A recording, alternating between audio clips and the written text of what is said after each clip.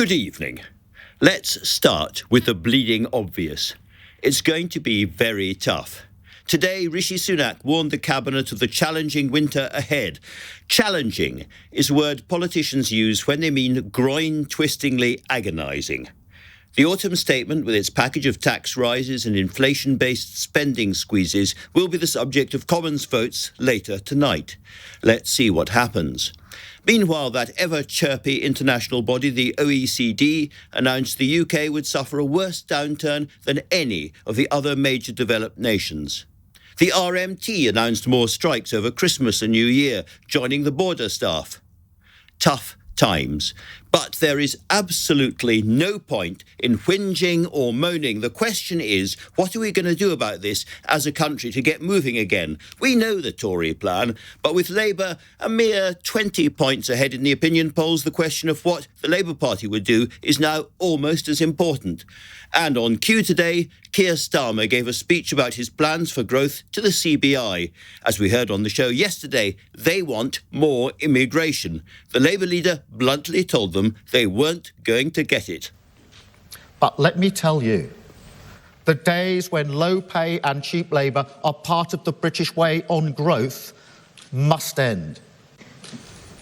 But our common goal must be to help the British economy off its immigration dependency, to start investing more in training workers who are already here. And his language, burying the Labour left, verged on the brutal. This is a different Labour Party, and there's no going back. We're ready for partnership.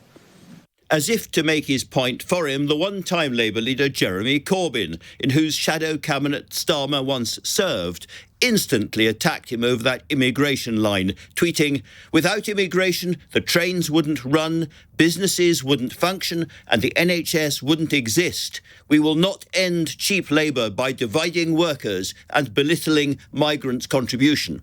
Now, actually, I don't think Starmer did belittle migrants, rather the reverse. But behind the scenes, some Labour MPs are asking what the difference really is between the Conservative plan to get us out of this mess and the Starmer one.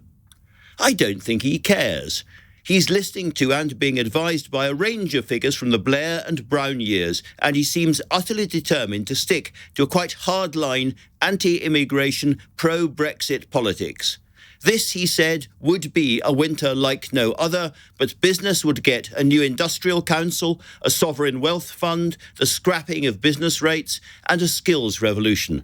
Now, if I'd had a hot dinner for every time a British politician promised a new skills revolution, well, I wouldn't be able to fit into the trousers I'm wearing this evening, or the shirt. But the Labour leader did sound as if he meant it. He has put the former Home Secretary Lord Blunkett in charge, and Lord Blunkett, David Blunkett, who is with me in the studio, has produced a key report on the new policy.